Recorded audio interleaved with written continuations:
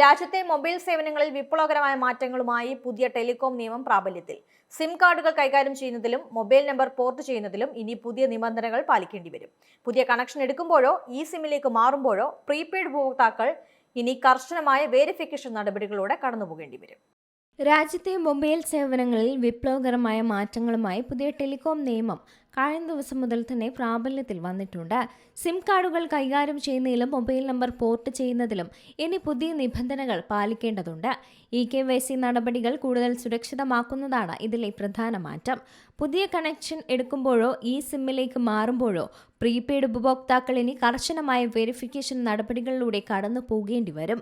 രാജ്യത്ത് വർദ്ധിച്ചുവരുന്ന ഡിജിറ്റൽ തട്ടിപ്പുകൾ തടയാനാണ് ഈ ഒരു നീക്കം.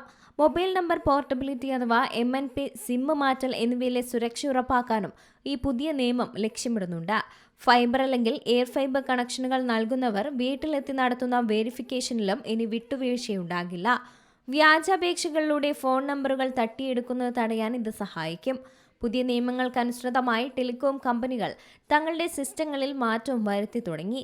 നിങ്ങളുടെ ഡിജിറ്റൽ ഇടപാടുകൾ കൂടുതൽ സുരക്ഷിതമാണെന്ന് ഉറപ്പാക്കാൻ ഈ പരിഷ്കാരങ്ങൾ സഹായിക്കും. മൊബൈൽ നമ്പർ മറ്റൊരു കമ്പനിയിലേക്ക് മാറ്റുന്നതിന് ഇനി കൂടുതൽ വെരിഫിക്കേഷൻ ഘട്ടങ്ങൾ ആവശ്യമാണ്. സിം സ്വാപ്പ് തട്ടിപ്പുകൾ തടയാൻ telecom regulatory authority of India അഥവാ ട്രായ് കർശന നിർദ്ദേശങ്ങളാണ് നൽകിയിരിക്കുന്നത്. നിങ്ങളുടെ നിലവിലുള്ള സിം കാർഡ് മാറ്റുകയാണെങ്കിൽ അടുത്ത 7 ദിവസത്തേക്ക് നമ്പർ പോർട്ട് ചെയ്യാൻ സാധിക്കില്ല. അക്കൗണ്ടുകൾ തട്ടിയെടുക്കുന്നത് തടയാനാണ് ഈ കൂളിംഗ് ഓഫ് പീരീഡ് ഏർപ്പെടുത്തിയിരിക്കുന്നത്. അതേസമയം ഈ സിം സേവനങ്ങൾ കൂടുതൽ വേഗത്തിലാക്കാനുള്ള നടപടികളും കമ്പനി ഇപ്പോൾ സ്വീകരിച്ചു വരുന്നുണ്ട്. News desk C Malayalam news. ഏറ്റവും പുതിയ വാർത്തകളും വിശേഷങ്ങളും വിരൽത്തുമ്പിലറിയാൻ സി മലയാളം ന്യൂസ് എല്ലാ ഡിജിറ്റൽ പ്ലാറ്റ്ഫോമുകളിലും ലഭ്യം.